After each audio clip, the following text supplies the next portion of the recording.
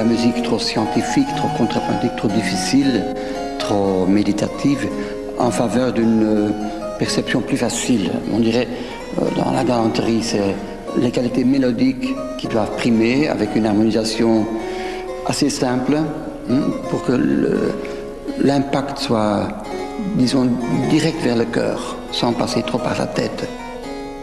One of Bach's works that was influenced by this new galant style appeared in 1742, 8 years before his death.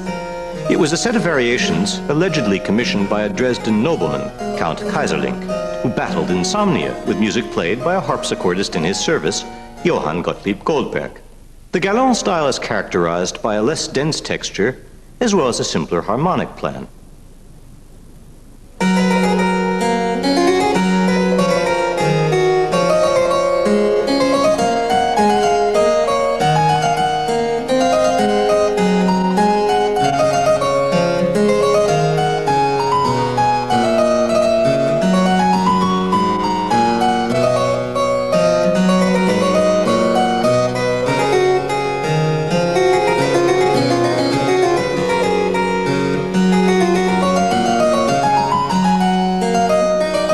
Another city to which Bach aspired in the last decade of his life, in terms of political power as well as culture, was Berlin.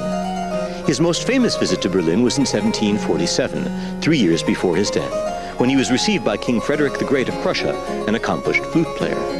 The king asked Bach to improvise on a theme. Bach obliged and promised to write it out.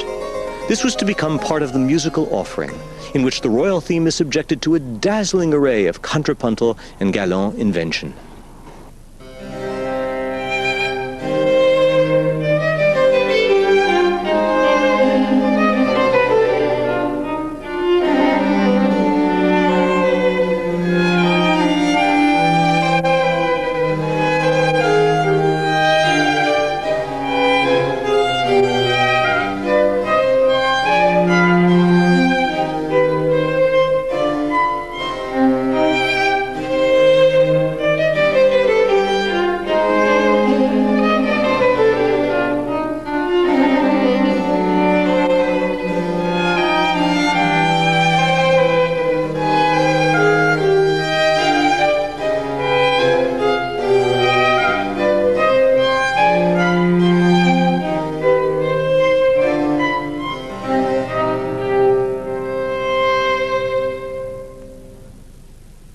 Towards the end of his life, Bach became fascinated with the rigorously complex music of the 16th century Italian composer Palestrina, especially with some of his compositions in a strict style known as the stile antico.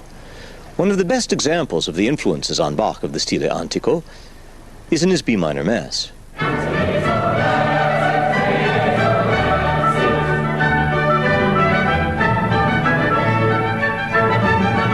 Unperformed in his lifetime, it consists of music composed between 1714 and 1749, an extraordinary 35 years, drawing together all the strands of his musical output. It is both an anthology and a summation of his choral writing, spanning a vast array of styles. For me, Bach's B minor Mass is one of his greatest masterworks. I like it particularly because I see the young Bach and the old Bach next to each other. I see as well old style and new style next to each other. You see, apart from a cantata written when he was 25 years old, and the latest piece he ever wrote in his life, which is really gallant style, and to see that the original music there that Bach wrote for the B minor is so little, everything mixed so well together.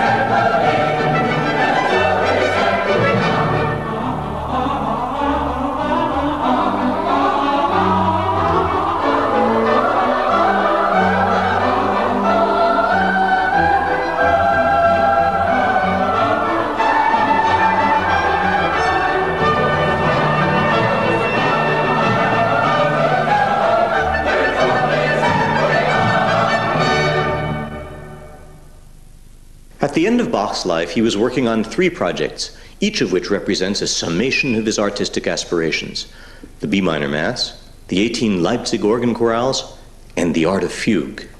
The last of these presents an exhaustive demonstration of all the contrapuntal styles of the 17th and 18th centuries.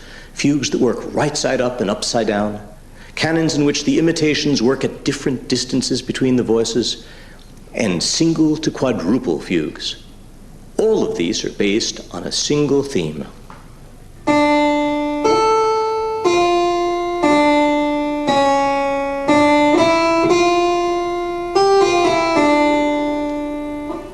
The last of these is a quadruple fugue whose third subject is based upon the musical tones of Bach's name.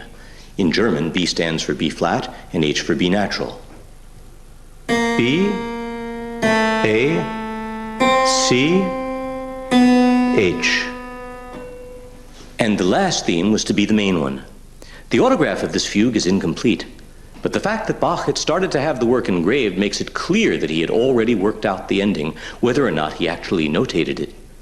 Neither the autograph nor the published version, which is slightly shorter than the manuscript, transmit the final section of the fugue, which breaks off immediately after the first three subjects have been combined.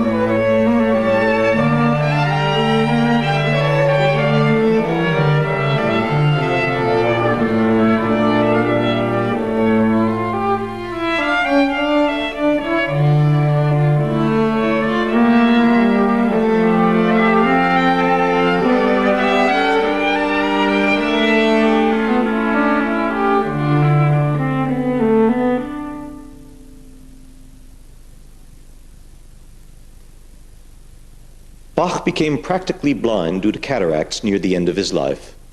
Early in 1750, he was treated for them, but later that year he suffered a stroke. He died on 28 July 1750, aged 65.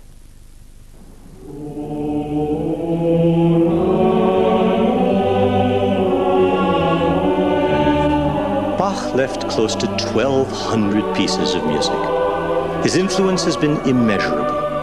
From Mozart, Beethoven, Mendelssohn, Liszt, and Mahler, to Schoenberg, Stravinsky, Berg, and such modern-day masters as Boulez. Virtually no musician over the past 250 years has been unaffected by Bach's music. His compositions are undoubtedly among the most intellectually and technically challenging in the history of music, yet they have the most profound and moving effect on their listeners. The complexity of Bach's work not only reflects his own extraordinary quest for perfection, it reveals a technical mastery over almost every facet of his musical heritage. Moreover, he placed this mastery in the service of a philosophical, intellectual, and above all, spiritual depiction and contemplation of the human experience. Das ist vielleicht das größte Phänomen an Bach, dass er immer wieder neu erstrahlt. Also man betrachtet jedes Mal ein Stück wieder von einer anderen Seite, so wie ein Kristall, und er funkelt eben anders.